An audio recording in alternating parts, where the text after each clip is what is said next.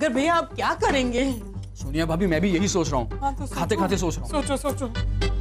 सागर भैया एक आइडिया है, आलमी को बुला ले। हाँ मस्त। फिर से मजाक नहीं कर रहा हूँ, सच बोल रहा हूँ। बाहर जो महाभारत शुरू हो गई है ना, ऐसा लगता है कि सास और बहू एक दूसरे तक खून कर देती। ये खून से याद आया, चाकू छुरी छुपा देता हूँ, कहीं हाथ लग गई तो। सागर भैया हम ऐसा करते, फायर ब्रिगेड वाले को बुला लेते, सब पर ऐसे पानी डलवा देंगे। मस्त। नहीं तोनिया भाभी, वो पानी से पूरा धल धंधा हो जाएगा। हम मिनरल वाटर यूज करेंगे। मस्त। अच्छा तो चलेगा। ओके क्या चलेगा?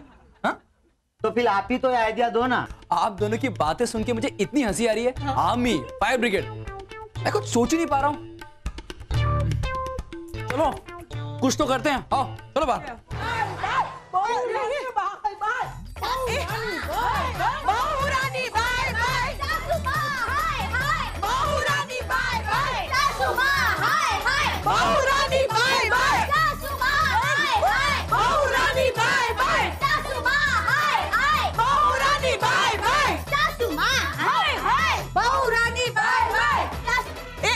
एक मिनट शांत रख। ओके बैठो शांति। यस किससे काम है? जी सत श्री अकाल जी। वणक्कम। सोनिया भाभी एक इडली, एक लत्ती और इधर सब थमन ढोकला। हम लोग यहाँ से गुजर रहे थे, किसी ने कहा कि यहाँ पर सास और बहू का गेट टुगेदर है, पर यहाँ तो सास और बहू दोनों एक दूसरे को नोच रही है। शायद किसी ने मजाक किया है हमारे साथ। आइए बैठे चाय नाश्ता करके जाना। आओ। नहीं जी, चाय नाश्ता नहीं। हाँ जगले से ही पेट भर गया होगा।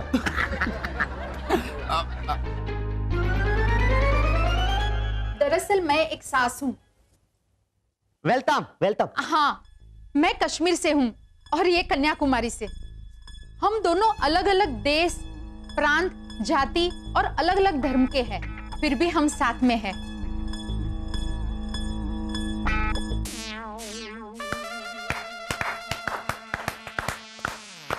आंटी क्या कमाल की बात कही है आपने। ओ जी, मुझे आप लोगों का झगड़ा समझ में आ गया। अगर आप लोग इजाजत दो तो मैं आप लोगों से कुछ कहना चाहती हूँ। आंटी आप प्लीज बिंदास बोलिए। आपको कोई और इजाजत दे या ना दे, लेकिन मैं आपको इजाजत देता हूँ, प्लीज बोलिए। तो मैं और मेरी बहू ये कहना चाहते हैं कि हर परिवार के जीने की, रहन सहन की अपनी सिस्टम होती है। क्या फर्क पड़ता है अगर हमारी बहू ने सिस्टम को नहीं अपनाया? बहुत फर्क पड़ता है गुरुप्रीत बहन। बहन जी, हमें ये नहीं भूलना चाहिए कि सबसे पहले हम माँ बनती है और बाद में सास। हम माँ बनकर अपनी बेटी को कहती है ये कर, वो कर, ऐसा मत कर, वरना ससुराल में नाक कटवाएगी। पर होता ये है कि जब हमारी बेटी ससुराल में जाती है तो वहां का सिस्टम अलग होता है। वहां ये कहा जाता है ये क्यों किया, वो क्यों किया, ऐसा नहीं करना चाहिए। अयो, इससे बहू कंफ्यूज हो जाती। वो सोचती माँ की सुनू की सास की। हमारा कल्चर विविधता से भरा है। अगर हम हमारी विविधता को अपना ले तो किसी भी घर की कोई भी सिस्टम अपनाने की जरूरत नहीं रहेगी। राजनेता हमें धर्म के नाम पे बांटते हैं और हम लोग नीति नियमों को लेकर एक दूसरे के बीच दीवार खड़ी कर देते हैं। दीवार खड़ी होने से पहले ही घिरा दे तो फायदा हमारा ही होगा। और आप लोगों को मजे की बात बताऊं, मैं अपनी बहू को पंजाबी सिखाती हूँ और मैं इनको तमिल सिखाती। मुझे भी आता है। हम दोनों एक दूसरे को अपनी भाषा सिखाते वक्त इतना मजा करती कि मेरे मन में आती एक दूसरे की भाषा जिंदगी भर न सीखे तो ही अच्छा है, तभी इस प्रोसेस को एंजॉय कर सकते। अब मेरी आप लोगों से यही गुजारिश है कि आप लोग लड़ने की वजह ढूंढने से अच्छा होगा साथ रहने की वजह ढूंढ ले, ये जिंदगी हसीन लगने लगेगी।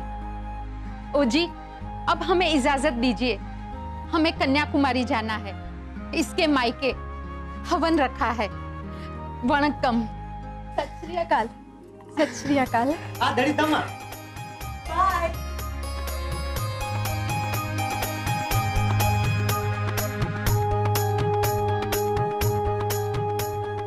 मई बेन, मेरे बेटे का स्कूल जाने का वक्त हो गया, मैं जाती हूँ।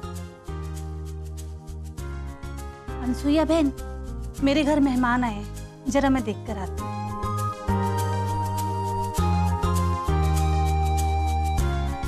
मेरे ससुर जी के लिए खाना बनाना है, मैं चलती हूँ।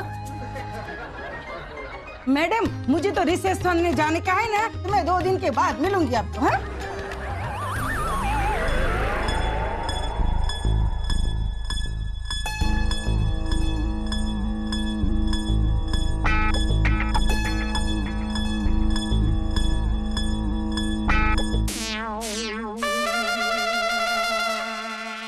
सोनिया भाभी, आपको भूख लगी है ना? चलिए हम लोग किसी अच्छे से रेस्टोरेंट में चल के खाना खाते हैं। मॉम और मही तो खाएंगे नहीं, ये लोग तो भूख हड़ताल पे है ना।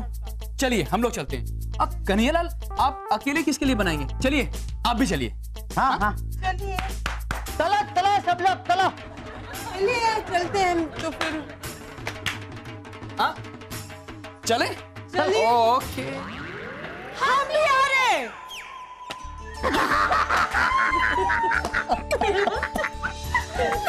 बहुत भूख लगी है, चलो चलो चलते हैं। चलो चलो चलते हैं।